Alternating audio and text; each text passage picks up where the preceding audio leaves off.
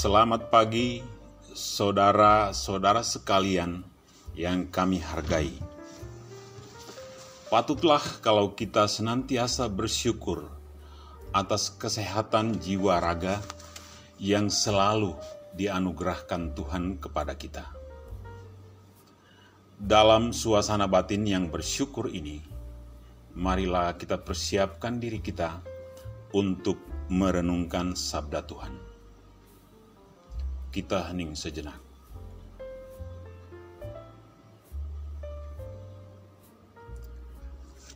Dalam nama Bapa dan Putra dan Roh Kudus. Amin. Pagi ini kita akan mendengar sabda Tuhan yang diambil dari Injil Yohanes, bab 6, ayat 60 sampai dan dengan 69. Murid-murid Yesus yang mengundurkan diri di Galilea. Sesudah mendengar semuanya itu, banyak dari murid-murid Yesus yang berkata, "Perkataan ini keras, siapakah yang sanggup mendengarkannya?" Yesus yang di dalam hatinya tahu bahwa murid-muridnya bersungut-sungut tentang hal itu, berkata kepada mereka, "Adakah perkataan itu menggoncangkan imanmu? Dan bagaimanakah jikalau kamu melihat Anak Manusia naik ke tempat di mana ia sebelumnya berada? Rohlah yang memberi hidup, daging sama sekali tidak berguna. Perkataan-perkataan yang kukatakan kepadamu adalah roh dan hidup. Tetapi di antaramu ada yang tidak percaya." Sebab Yesus tahu dari semula siapa yang tidak percaya dan siapa yang akan menyerahkan dia. Lalu ia berkata, "Sebab itu telah kukatakan kepadamu, tidak ada seorang pun dapat datang kepadaku kalau Bapa tidak mengaruniakannya kepadanya." Mulai dari waktu itu, banyak murid-muridnya mengundurkan diri dan tidak lagi mengikuti dia. Maka kata Yesus kepada ke-12 muridnya, "Apakah kamu tidak mau pergi juga?" Jawab Simon Petrus kepadanya, "Tuhan, kepada siapakah kami akan pergi? Perkataanmu adalah perkataan hidup yang kekal. Dan kami telah percaya dan tahu bahwa Engkau adalah yang kudus dari Allah." Demikianlah Injil Tuhan. Terpujilah Kristus. Dalam nama Bapa dan Putra dan Roh Kudus. Amin. Saudara-saudara yang terkasih dalam Yesus Kristus, hari ini kita mendengar atau mungkin kita telah membaca perikop Injil Yohanes, bab 6 ayat 60 sampai dan dengan 69 tentang efek atau akibat dari ajaran Yesus yang dirasa sangat keras oleh para murid saat itu. Saya mau membaca kembali beberapa ayat sebelumnya yang rupanya dirasakan sangat keras oleh para murid itu.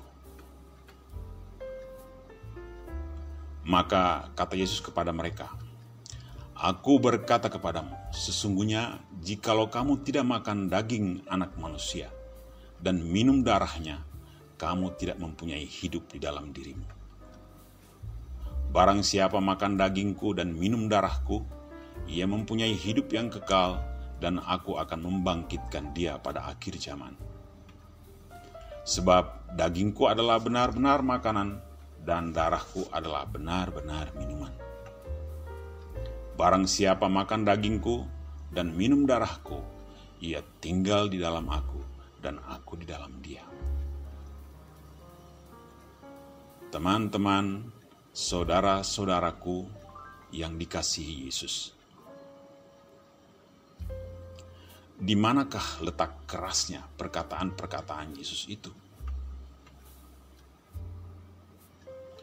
Sebagian murid saat itu dan mungkin juga kita saat ini datang kepada Yesus mungkin semata-mata hanya karena ingin mendapatkan berkat atau rahmat berupa makanan duniawi seperti roti, ikan, daging, sayur, nasi, dan lain-lain.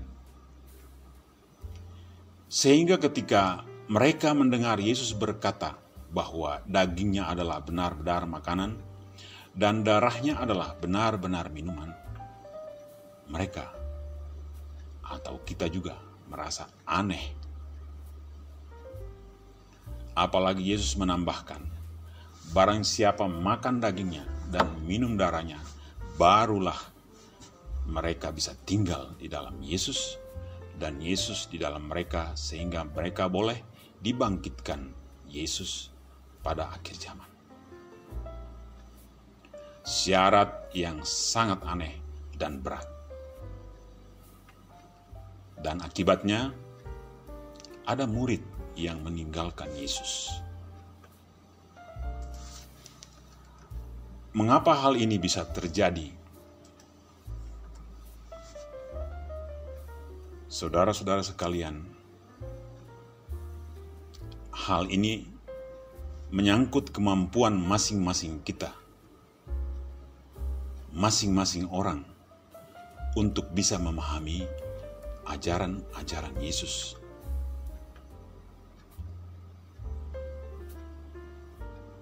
Kemampuan masing-masing kita untuk memahami perkataan-perkataan Yesus.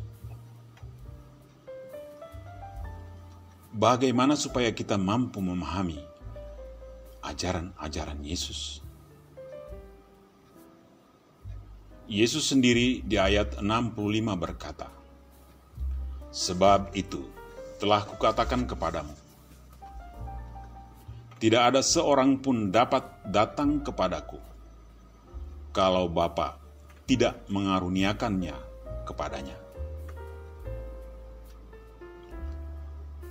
Kemampuan memahami ajaran Yesus dan kemampuan untuk melaksanakannya atau mempraktekannya sehingga kelak kita bisa dibangkitkan di akhir zaman semata-mata adalah anugerah.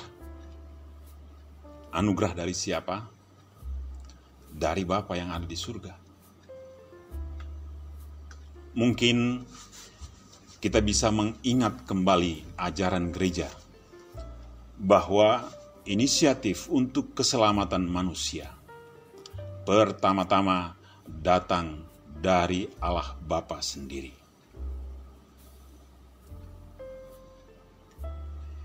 Kita patut bersyukur karena anugerah dari Bapa Surgawi itu untuk memahami ajaran-ajaran Yesus diberikan kepada Petrus yang kita dengar dalam Injil hari ini, bahwa Petrus mengucapkannya mungkin dengan agak sedikit lantang, "Tuhan, kepada siapakah kami akan pergi? Perkataanmu adalah perkataan hidup yang kekal, dan kami telah percaya dan tahu bahwa Engkau adalah yang kudus dari Allah." Murid-murid lain yang mendengarnya menjadi dikuatkan. Inilah anugerah Bapa kepada Petrus. Petrus menularkan imannya dan pemahamannya kepada teman-temannya. Saudara-saudara sekalian yang dikasihi Yesus, sebagaimana telah diberikan kepada Petrus, demikian juga anugerah yang sama diberikan kepada gereja. dan gereja diwajibkan untuk membantu menularkan anugerah itu kepada anggota-anggotanya, dengan harapan agar anggota gereja secara pribadi semakin hari semakin memahami ajaran-ajaran atau perkataan-perkataan Yesus. Dengan demikian diharapkan kita sebagai anggota gereja, sebagai murid-murid Yesus saat ini, tidak lagi berpikir untuk menghindar dari atau bahkan meninggalkan Yesus. Jadi, hal dapat memahami perkataan-perkataan Yesus dan selanjutnya dapat menjalankannya dalam kehidupan nyata adalah semata-mata anugerah dari Bapa di surga. Anugerah itu telah diberikan Bapa lewat Roh Kudus-Nya yang hingga detik ini tetap menuntun gereja. Tugas kita adalah mengikuti ajaran gereja. Amin. Terima kasih teman-teman, saudara-saudara sekalian. Semoga berkenan.